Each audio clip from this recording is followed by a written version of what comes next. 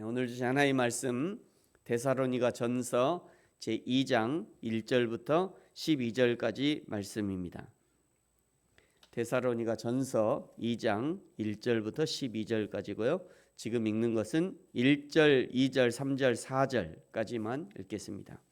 1절부터 4절까지 우리 천천히 같이 읽겠습니다. 시작. 형제들아, 우리가 너희 가운데 들어간 것이 헛되지 않은 줄을 너희가 친히 아나니, 너희가 아는 바와 같이 우리가 먼저 빌립보에서 고난과 능욕을 당하였으나 우리 하나님을 힘입어 많은 싸움 중에 하나님의 복음을 너희에게 전하였노라. 우리의 권면은 간사함이나 부정에서 난 것이 아니요 속임수로 하는 것도 아니라 오직 하나님께 옳게 여기심을 입어 복음을 위탁받았으니, 우리가 이와 같이 말함은 사람을 기쁘게 하려 함이 아니요 오직 우리 마음을 감찰하시는 하나님을 기쁘시게 하려 함이라. 아멘. 데살로니가는요, 주전 315년 무렵에 마게도니아의 왕 카산드로스가 이곳을 마게도니아의 왕국의 수도로 정하면서 자기의 아내 알렉산더 대왕의 이복 누이인 자기의 아내의 이름을 따서 데살로니가 이렇게 이름을 붙였습니다. 자연스럽게 황제의 도시라고 불리게 되었고요, 황제를 신으로 섬기는 도시였으며, 이런 도시에서 교회는 고난과 핍박을 피할 수 없었습니다. 당대의 최고의 복음 증거자 바울도 쿠데타에 누명을 씌워서 죽이려 하는 사람들이 이 데살로니가의 기득권이었습니다. 그럼에도 불구하고 데살로니가 교회에는 믿음의 역사, 사랑의 수고, 소망의 인내가 있는 그런 교회였습니다. 오늘 2장 1절과 2절은요, 데살로니가의 복음을 전하기까지 바울 일행에게 어떤 고난이 있었는지를 설명합니다. 1절을 보십시오. 형제들아, 우리가 너희 가운데 들어간 것이 헛되지 않은 줄을 너희가 친히 아나니, 너희가 아는 바와 같이 우리가 먼저 빌립보에서 고난과 능욕을 당하였으나 우리 하나님을 힘입어 많은 싸움 중에 하나님의 복음을 너희에게 전하였다. 사도행전 16장에 보면요, 빌립보 성에 들어간 사도 바울 일행을 따라다니면서 이 사람은 지극히 높은 하나님의 종이다. 이들은 구원의 길을 전하는 자이다. 그 귀신들이 여종이 절절절절 따라다니면서요, 그렇게 막 바울의 정체를 드러냈어요. 얼마나 힘들어요. 이런 도시에서 조용히 들어가서 복음을 전하려고 그랬는지 그냥 쫓아다니면서 이 사람은 하나님 종이다. 이러니 얼마나 힘들어요. 그런 일들이 있었다는 거죠. 이 귀신 들린 여종을요, 바울이 그냥 단번에 고쳐줘요. 그런데 이 종 때문에 밥벌이를 하던 사람들이 바울을 이제 죽이려고 했던 것이고요, 결국 감옥에 갇히게 됩니다. 하나님이 밤중에 바울과 실라의 찬송 소리를 듣고 그 옥문을 풀어주시죠. 그렇게 그렇게 해서 이제 데살로니가로 이제 도망쳐 오게 되는 것이고요. 그렇게 해서 이제 데살로니가에서 복음을 전하게 된 겁니다. 그래서 오늘 2절에 보시면 많은 싸움 중에 하나님의 복음을 너에게 전했다라고 말합니다. 2절에서 말하는 하나님의 복음이란 어떤 것인가? 하나님 입장에서의 복음이에요. 하나님이 계획하신 복음, 이런 의미거든요. 예수 그리스도를 가리키는 거죠. 십자가 대속을 통해서 그의 백성을 살리려는 복음을 의미하는 겁니다. 이것이 하나님이 준비하신 복음이고 하나님의 복음인 것이죠.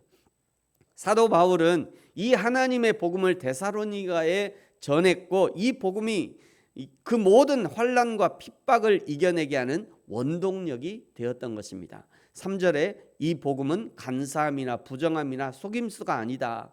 4절에 우리는 오직 하나님께 위탁을 받았을 뿐이고 우리는 성실하게 증거했다. 그 이유는 우리의 마음을 감찰하시는 하나님을 기쁘시게 하기 위함이다. 5절, 우리가 아첨하지 않고 탐심의 탈을 쓰지 않은 것은 하나님이 우리의 증인이시다. 하나님 앞에서 속과 겉이 투명한 신앙생활을 하는 것은 너무도 중요합니다. 우리가 숨긴다고 하나님이 모르시는 것이 아니에요. 우리가 아는 척한다고 하나님이 속으시는 것도 아닙니다. 하나님 앞에서 목회자와 성도는요, 종이 한 장의 차이일 뿐입니다. 목회자가 더 거룩해야 되고 정직해야 되고 성도는 목회자보다 못해도 된다? 그런 게 어디 있어요? 하나님 앞에서요, 저와 여러분은 똑같아요. 종이 한 장 차이일 뿐이에요. 뭘 그걸 가지고 뭐 목회자는 어떠고 좀 뭐, 아니요. 하나님 앞에서는 똑같아요. 똑같아요. 종이 한 장 차이예요. 그런 식으로 이렇게 자기를 합리화해서는 나는 목회자 아니니까. 당신은 성도예요. 거룩한 성도라고요. 나는 목회자 아니까 괜찮아. 그런 게 어디 있어요? 하나님 앞에서. 당신도 예수님 값이고 저도 예수님의 값이에요. 당신을 위해서도 예수님이 십자가에 달려 돌아가셨고요. 저를 위해서도 예수님이 십자가에 돌아가셨어요. 똑같아요. 예수님 값은 똑같은 생명값이에요. 거기다 대고 무슨 나는 목회자가 아니니까 그런 게 어디냐고요. 또 한 가지는요. 내가 속였는데, 내가 숨겼는데, 내가 죄를 지었는데 그런데도 하나님이 아무 말씀도 안 하신다고 그것을 하나님의 허용으로 생각해서도 절대 안 됩니다. 오히려 하나님이 나를 내버려 두시는 것은 아닌지 바짝 긴장해야 됩니다. 가슴을 치면서 회개해야 되죠. 애통하는 그것이 정상입니다. 지난 주일에도 그런 제가 설교를 했는데 하나님이 내버려 두신다고 하나님이 내가 오늘 잘못했는데 하나님이 냅두시네? 하나님이 냅두셨나? 하나님이 허용해 주셨나? 이거 잘됐다. 아니요, 그게 아니에요. 제일 좋은 거는요, 매우 민감하게 하나님이 저를 그냥 생각만 해도 하나님이 나를 막으시고 죄에 대한 생각이 올라고만 해도 하나님이 나를 그냥 터치하시고 그것이 정상이죠. 그게 가장 좋은 거예요.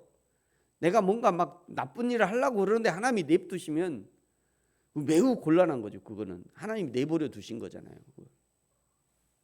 그거는 막 땅을 치고 후회해야 돼요. 하나님 어째서 이러십니까? 왜 이렇게 하나님 저를 그냥 냅두십니까? 냅두지 마셔야죠. 그러면서 하나님 앞에 막 이렇게 해야죠. 그게 정상인 거예요. 이제 오늘 6절부터 10절까지는요. 사도 바울 일행이 데살로니가 지역에서 복음을 전하면서 오직 하나님께 영광을 돌리기 위해서 무엇을 어떻게 했는지 설명합니다. 6절에 보시면요. 사람에게 영광을 구하지 않았다.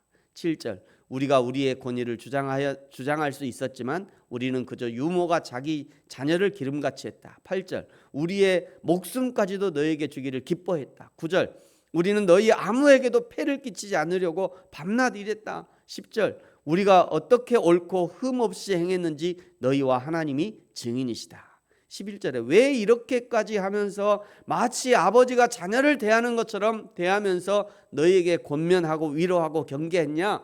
그 이유를 12절에서 말씀합니다. 여러분 우리 12절은 같이 한번 읽겠습니다. 시작. 이는 너희를 부르사 자기 나라와 영광에 이르게 하시는 하나님께 합당히 행하려 함이라. 아멘. 여기 하나님께 합당히 행하려 함이라. 현대어 성경에는요 이 12절을 이렇게 번역하고 있어요. 그래서 여러분의 일상생활이 하나님께 걱정을 끼치기보다는 도리어 그분의 영광에 참여하여 그 나라에 초청해 주신 하나님을 기쁘시게 해드리도록 애써 왔습니다. 데살로니가에서 복음을 전할 때, 데살로니가에서 성도들을 가르치고 권면할 때 여러분의 일상이, 우리의 매 순간순간이 하나님 앞에 부끄러움이 되지 않도록 하기 위해서 우리가 애써 왔다, 이런 의미입니다.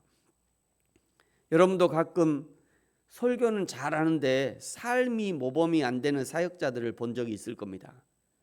교회는 다니는데 욕심꾸러기에 욕쟁이에 차라리 교회 안 다닌다고 했으면 좋을 뻔했던 그런 사람들도 봤을 거예요. 그래서 여러분의 일상생활이 하나님께 걱정을 끼치기보다는 도리어 그분의 영광에 참여하여 그 나라에 초청해 주신 하나님을 기쁘게 해드리도록 애써 왔습니다. 이것이 데살로니가에서 복음을 전한 바울의 목적이었다는 거죠.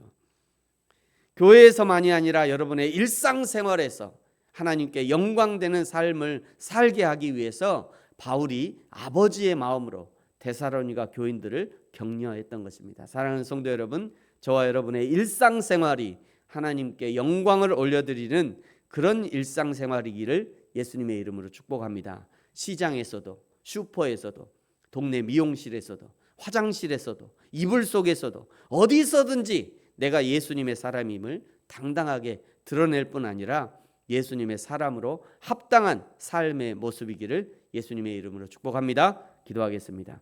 하나님 아버지, 감사합니다. 나를 보내신 내 일상의 삶에서 하나님께 영광을 돌리는 삶을 살게 하시고, 바울이 이 복음을 전하기 위해서 마치 아버지가 자녀를 대하듯이 권면하고 위로하고 경계했듯이, 우리도 나에게 오신 이 생명의 복음이 또 다른 사람에게 전달될 수 있도록 아비의 심정을 갖게 하시고, 바르게 정중하게 복음 증거자의 삶을 살 수 있도록 인도하여 주옵소서. 하나님, 오늘 대한민국의 국회의원 선거일입니다.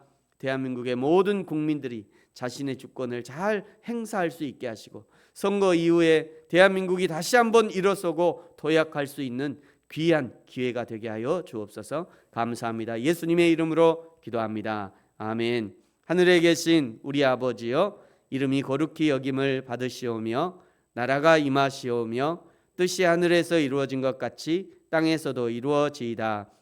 오늘 우리에게 일용할 양식을 주시옵고, 우리가 우리에게 죄 지은 자를 사하여 준 것 같이 우리 죄를 사하여 주시옵고, 우리를 시험에 들게 하지 마시옵고 다만 악에서 구하시옵소서. 나라와 권세와 영광이 아버지께 영원히 있사옵나이다. 아멘.